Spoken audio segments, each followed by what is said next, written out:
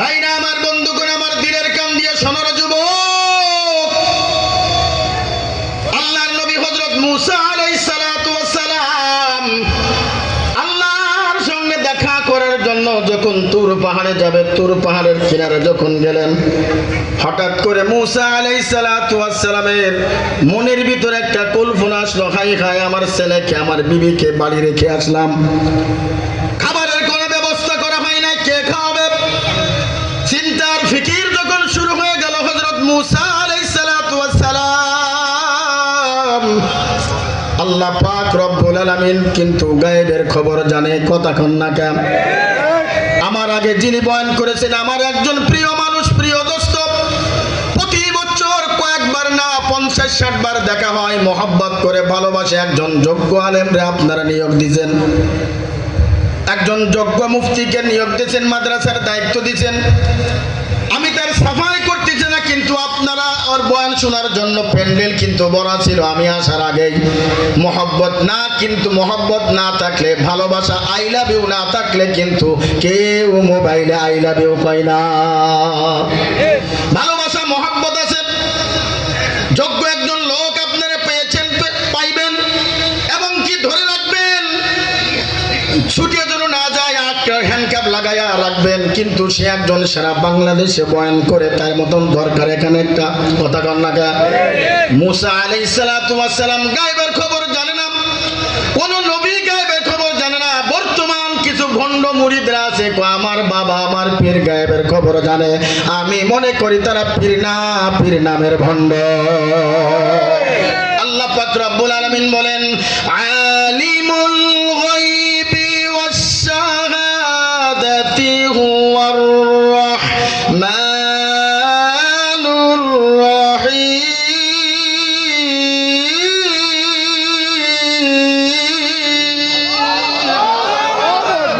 আল্লাহ পাক ছাড়া দুনিয়ার কেউ গায়বের খবর জানে না। হ্যাঁ জানে, যদি আল্লাহ পাক জানাই তো জানে, কথা হয় না? আল্লাহ পাক জানাইলে জানে গায়বের খবর।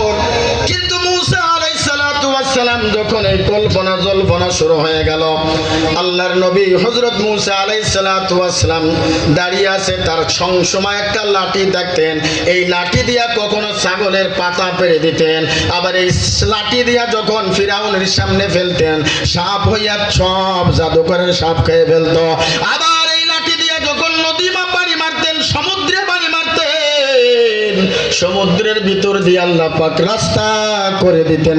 জোরে কানকে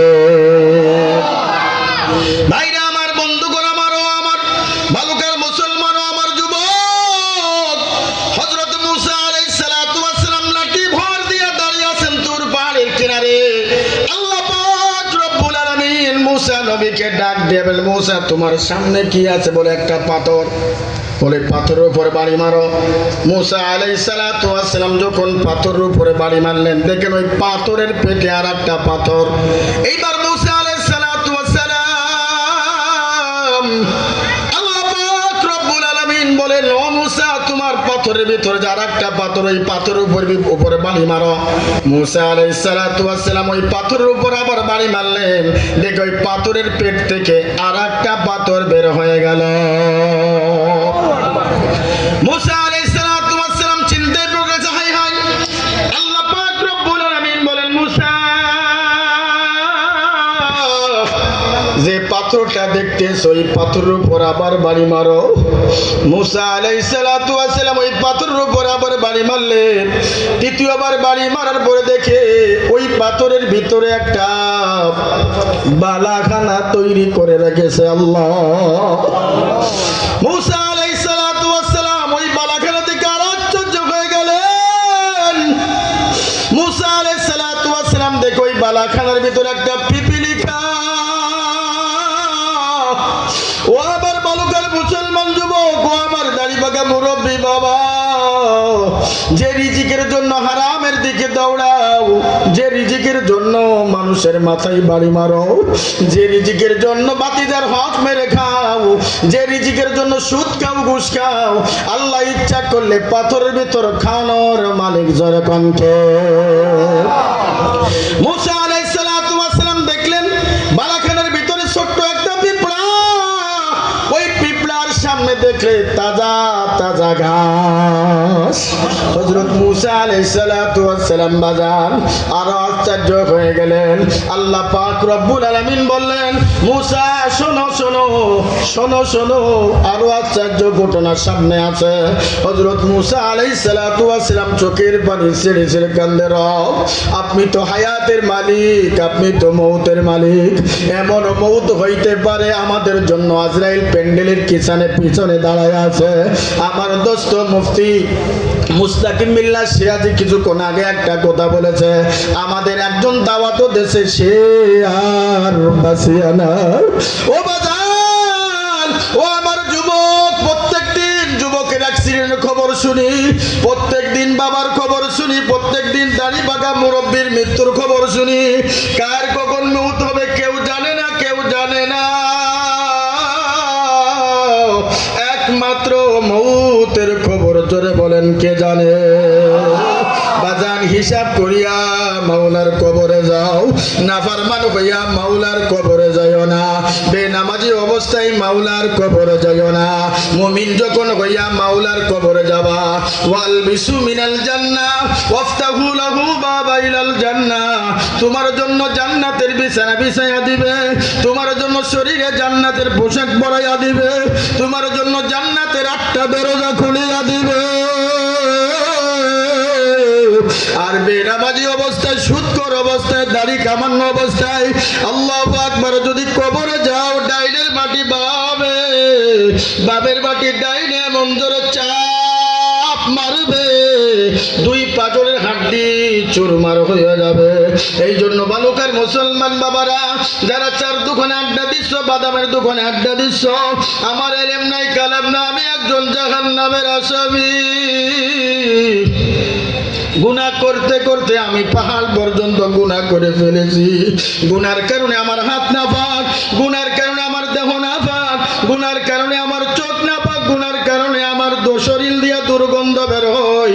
এই গুনাহ নিয়ে যদি মাওলার দরবারে একবার বলো আস্তাগফিরুল্লাহ, আমার আল্লাহ কয় সঙ্গে সঙ্গে তোর তওবা কবুল করিয়া নিলাম। এই জন্য বাজান কবরে যাওয়ার আগে ঈমান নিয়া কবরে যাইবা। কবরে সাথী নাই, বাতি নাই, লেপ নাই, তোষক নাই, কিচ্ছু নাই। তোমার 3টে টুকরা কাপড় দিয়া, 3টে বান্ধন দিয়া তোমার যখন চালান করে দিবে, ওই কবরে আমল নিয়ে গেলে তোমার জন্য জান্নাতের ফেরেশতা তোমার স্বাগতম জানাবে। আর বদ আমল নিয়ে বেনামাজি অবস্থায় যদি যাও, তোমার আযাব শুরু হয়ে যাবে। কবর জায়গা ভালো নয়, কবর জায়গা ভালো নয়, আমল দিয়ে কবর গৃহ সাজিয়ে নিতে হয়। কথা বলেন ঠিক কিনা? কবর জায়গা ভালো নয়, কবর জায়গা ভালো নয়, আমল দিয়ে কবর গৃহ সাজিয়ে নিতে হয়। 6 দিন পরে নখ খুঁজে যাবে, 9 দিন পরে চুল, 6 দিন পরে নখ খুঁজে যাবে, 9 দিন পরে চুল। কবর গৃহের সামানে নিতে কইরো না কেউ ভুল, কবর জায়গা ভালো নয়, কবর জায়গা ভালো নয়, আমল দিয়ে কবর গৃহ সাজিয়ে নিতে হয়।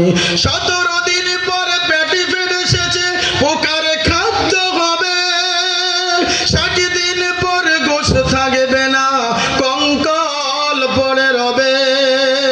আরে 90 দিন গাড়ি গলি সব, আরে 90 দিন গাড়ি গলি সব আলাদা হয়ে রয়। কবর জায়গা ভালো নয়, কবর জায়গা ভালো নয়, আমল দিয়ে কবর গৃহ সাজিয়ে নিতে হয়। আওয়াজ করে বলেন কথা ঠিক কিনা? ও আমার বাবারা, যুবক, চোখে কি পানি আসে না? চোখের পানি ছাড়া বাজান জাহান্নামের আগুন নিভাইতে পারবা না। হযরত মুসা আলাইহিস সালাতু ওয়াস সালাম দেখে আশ্চর্য হয়ে গেলেন। আল্লাহ পাক রব্বুল আলামিন বলেন, মুসা ওই পিপিলিকার কাছে কাছে যাইয়া কানে কানে তোমার কান্ডা লাগায়া দাও। হযরত মুসা আলাইহিস সালাতু ওয়াস সালাম ওই বালাখানার কাছে গেলেন, ওই পিপিলিকার কাছে গেলেন। পিপিলিকার কাছে যাইয়া হযরত মুসা আলাইহিস সালাতু ওয়াস সালামের মুখটা পিপিলিকার কাছে লাগায় দিলেন। ওই বালাখানার ভিতর থেকে একটার পর একটা তিনটে পাথর ছিদ্র হওয়ার পরে একটা ছোট্ট পাথরের ভিতর বালাখানা, ওই বালাখানার ভিতর তাজা তাজা ঘাস আল্লাহ দিয়ে দিয়েছে। আর ওই ঘাস পিপিলিকা টাইনা টাইনা খায়, আর ওই পিপিলিকার জবান থেকে বের হয় সুবহানাল্লাহ, আল্লাহু আকবার, সুবহানাল্লাহ। আল্লাহ তাআলার প্রশংসা করে, আল্লাহ তাআলার প্রশংসা করে। বাজান কুরআনুল কারীম খুললেই কিন্তু রবের পরিচয়। আলহামদুলিল্লাহি রাব্বিল আলামিন। কুরআনুল কারীম বন্ধ করলেও কিন্তু রবের পরিচয়। কুল আউযু বিরাব্বিন নাস। আপনি নামাজে দাঁড়াইছেন, এখানেও আমার রবের পরিচয়। না রুকুর থেকে যখন উঠবেন ওখানেও রবের পরিচয়। রব্বানা লাকাল হামদ। আপনি যখন রুকুতে যাবেন ওখানেও রবের পরিচয়। সুবহানা রাব্বিয়াল আযীম। আপনি যখন বাজান সিজদায় যাবেন ওখানেও কিন্তু রবের পরিচয়। সুবহানা রাব্বিয়াল আলা। আল্লাহু আকবার, সুবহানা রাব্বিয়াল আলা। দেখবেন আমরা মক্তবে নুরানি মাদ্রাসায় আমাদেরকে পড়াছে 3 বার 5 বার 7 বার কমপক্ষে 3 বার বলা লাগবে সুবহানা রাব্বিয়াল আযীম, সুবহানা রাব্বিয়াল আযীম। ও বাজানের অর্থ কি? এর অর্থ কি আপনারা জানেন না? শুধু রুকুই করেন, সিজদায় করেন। ও বাজান দিনের কান দিয়া শোনো, মুরাকাবার নিয়তে শোনো, আমলের নিয়তে শোনো। একটা আমল করে যদি কব, এই আমল করে যদি বাড়ি যাইতে পারো, এই আমলটা যদি আমার রব পছন্দ করে ফেলে, এই আমলের কারণে আল্লাহ পাক জীবনের গুনাহগুলি আল্লাহ মাফ করে দিবে। সুবহানা রাব্বিয়াল আযীম এর অর্থ হলো আমার রব পবিত্র, আমার রব পবিত্র, আমার রব পবিত্র। আমি আবার সিজদায় দিয়ে বলি সুবহানা রাব্বিয়াল আলা। আমার রব পবিত্র, আমার রব পবিত্র। আমার আল্লাহ ডাক দিয়ে বলে ফেরেশতা, ওই মল্লিক বাড়ি বড় মসজিদের মুসল্লিরা সুবহানা রাব্বিয়াল আযীম কেন পড়ে, সুবহানা রাব্বিয়াল আলা কেন পড়ে? বলে আপনি নাকি পবিত্র, আপনি নাকি পবিত্র। আমার আল্লাহ ডাক দিয়ে বলে ফেরেশতা আমার দেখছে বলে না, আমার জান্নাত দেখছে বলে না, আমার জাহান্নাম দেখছে বলে না, আমার কুদরত দেখছে বলে না। না, তোমরা না দেখেই, তোমার জান্নাত জাহান্নাম না দেখে তোমাকে বলে পবিত্র নাকি তুমি পবিত্র। আমার আল্লাহ ডাক দিয়ে বলে ফেরেশতা যা যা, আমার গোলামগুলি, আমার বান্দাগুলি নাপাক জবান দিয়ে যখন সুবহানা রাব্বিয়াল আযীম বলে, আমাকে পবিত্র পবিত্র স্লোগান দেয়, আমি আল্লাহ বললাম ওই বান্দাও পবিত্র, ওই বান্দাও পবিত্র। বাজার